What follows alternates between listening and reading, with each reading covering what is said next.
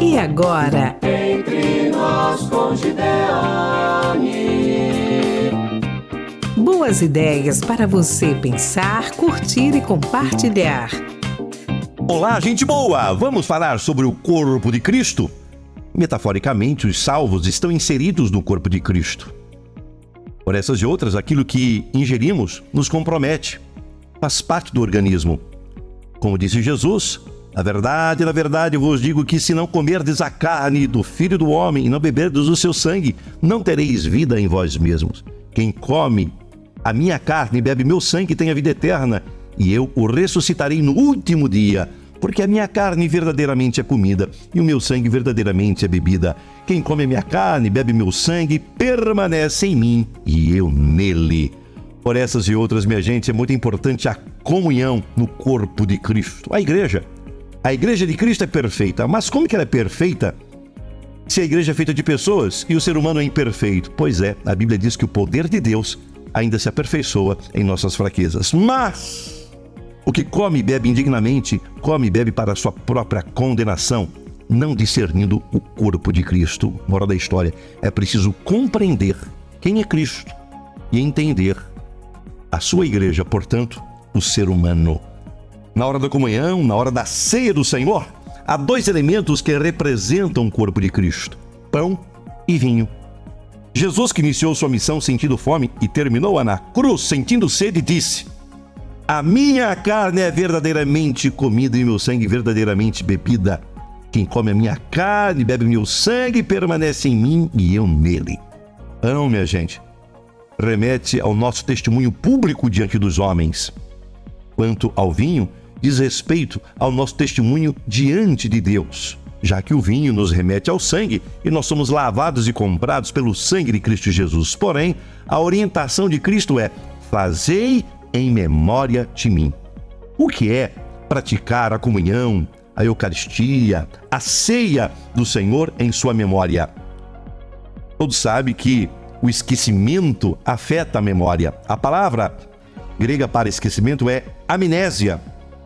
Amnésia significa esquecimento, mas a palavra que contradiz amnésia no grego é anamnésia, que significa não deixar cair no esquecimento. Portanto, quando Cristo diz fazei em memória de mim, ele está aplicando aqui a palavra grega anamnésia, ou seja, não deixem cair no esquecimento. O que não cair no esquecimento? Aqui ele veio, a sua morte na cruz, o seu sacrifício e a sua vitória sobre a morte, sobre a cruz, sobre o pecado, sobre o inferno, sobre o diabo. Portanto, quando pão e vinho estão à mesa, metaforicamente representam a carne e o sangue de Jesus. Há correntes teológicas que defendem duas possibilidades, mas somente uma delas tem base bíblica. Uma delas é a transubstanciação.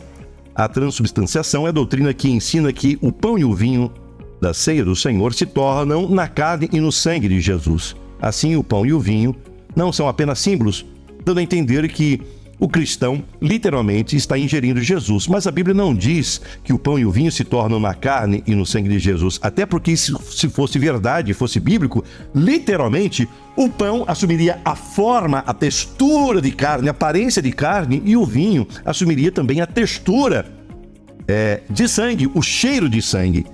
De acordo com o ensino da transubstanciação, quando se toma a ceia, o pão e o vinho deixam de existir e se tornam a carne e o sangue de Jesus. Essa doutrina diz ser o corpo real de Jesus, mas ainda com aparência exterior de pão e vinho. Isso é questionável. Se de fato fosse, não teria que assumir então outra aparência, porque carne diz respeito à nossa humanidade. Jesus morreu como homem, sim, na cruz, o último Adão. E o vinho se transformaria na aparência de sangue.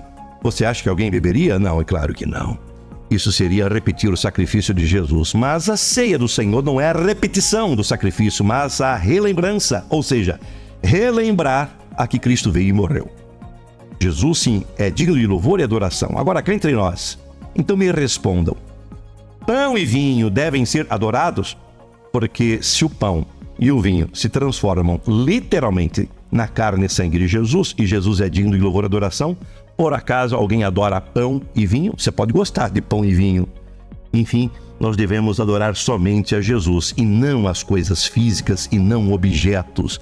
tampouco comida, embora o alimento é sagrado. A Bíblia nunca diz que os elementos da ceia se tornam realmente no corpo de Cristo. O objetivo principal da ceia é lembrar o sacrifício de Jesus e mostrar que nele nós cremos. Quando tomamos a ceia, declaramos que somos salvos pelo sacrifício de Jesus na cruz e que todos somos parte do corpo de Cristo, ou seja, a igreja. Quanto à consubstanciação, é o termo que indica a crença na união local das substâncias do corpo e do sangue de Cristo, com a substância do pão e do vinho, ou seja, a união de dois ou mais corpos na mesma substância, como se fosse uma fusão. Na minha visão bíblica, somente e o Pai são consubstanciados. Como disse Jesus, eu e o Pai somos um. Neste aspecto, ok. Porém, o cuidado é que uma doutrina que não tem fundamento bíblico, ela desvia do propósito para aquilo que a palavra de Deus realmente quer mostrar. Biblicamente, nós abraçamos a doutrina da substanciação, que fala a respeito da ceia do Senhor, que é uma aliança com Ele, ato praticado pelos cristãos. Lembra a morte de Jesus, onde pão e vinho, após a oração, passam a ser símbolos do corpo e do sangue de Cristo, sem sofrer nenhuma alteração. A palavra símbolo significa o que nos remete a algo, é lançar sobre, portanto, pão e vinho apontam para o corpo e sangue de Jesus. E como ele mesmo disse, fazei todas as vezes em memória de mim. Portanto, o pão e o vinho são elementos, portanto, substanciação, que nos remetem ao sacrifício de Jesus e a sua vitória sobre a morte e sobre a cruz. Tanto transubstanciação como consubstanciação dizem respeito à substância. Qual substância?